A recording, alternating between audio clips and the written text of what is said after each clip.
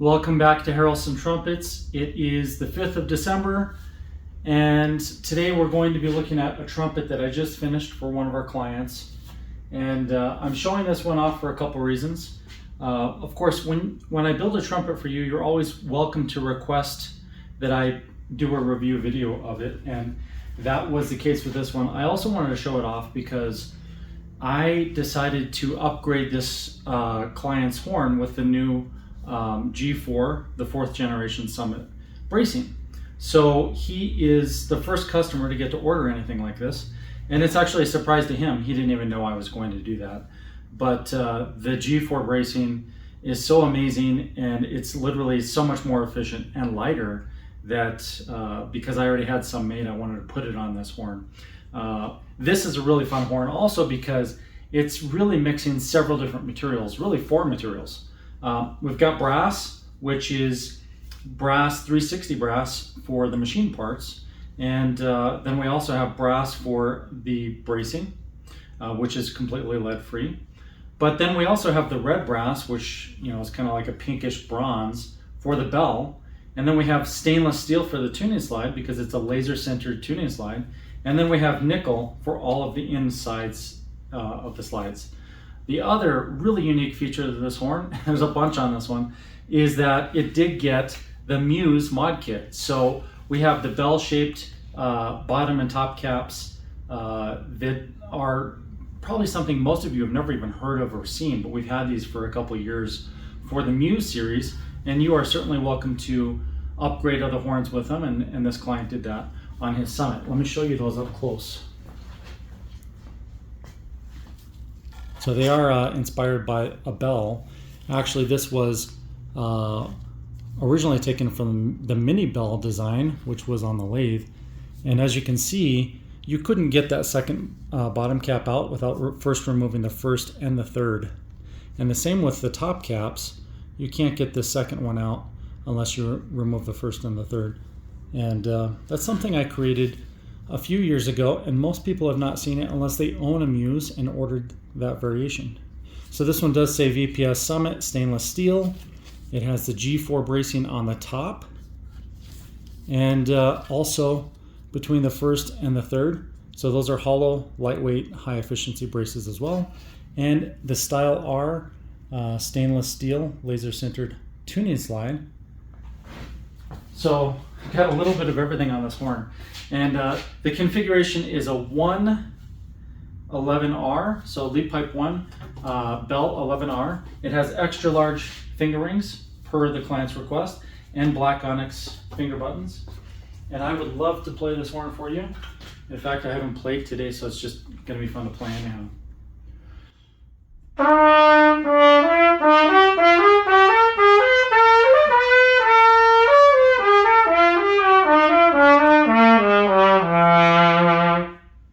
I love the big red brass bells. The 11 is the biggest taper we offer in the red brass, and it just creates a really big warm sound. With the #1 lead pipe, it's a good fit for all around playing when you want to sound bigger and warmer and darker.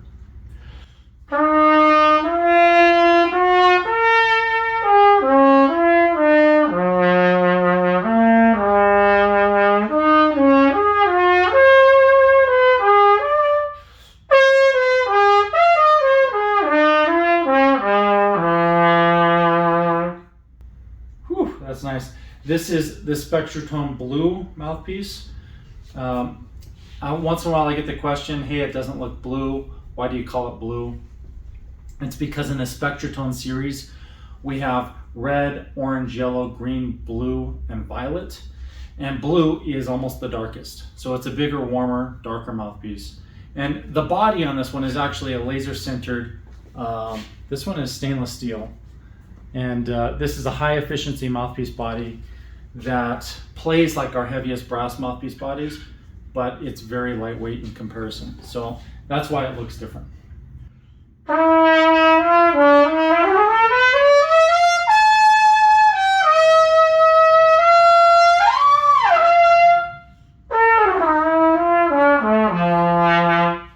Let's switch over to Spectratone yellow. And my Spectratone yellow mouthpiece today actually is, I guess you could say yellow. It's a sculpted mouthpiece body in gold.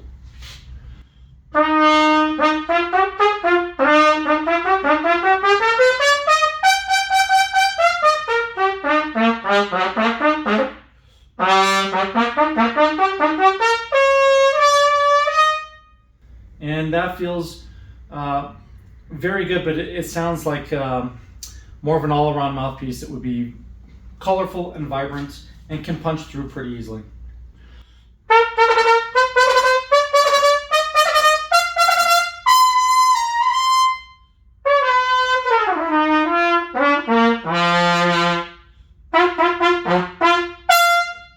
So that's Spectratone yellow. And finally, we'll move on to the brighter mouthpiece, which is Spectratone red, even though yellow actually is pretty bright.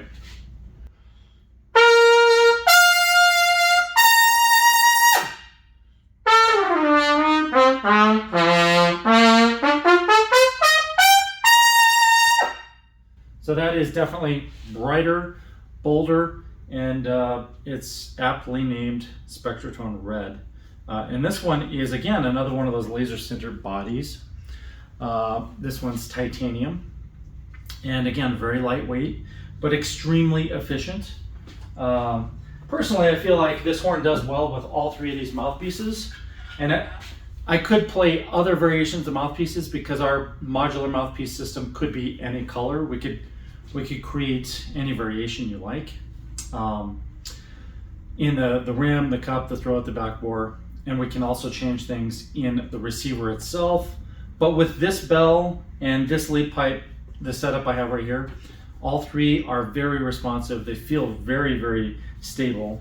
But I personally prefer Spectratone blue for this kind of a bell because it really does create that warmth.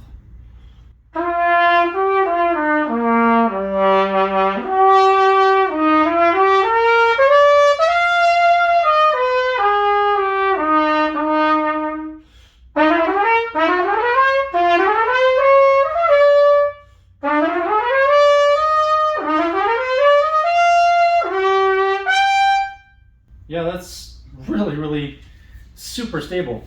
So that is the Summit G4. This is really the first production one I've made. The third generation had the brass tuning slide, and it had the thick, solid CNC machined bracing, and the new bracing is lighter and more efficient. And this is technically the first fourth generation Summit that is not a prototype.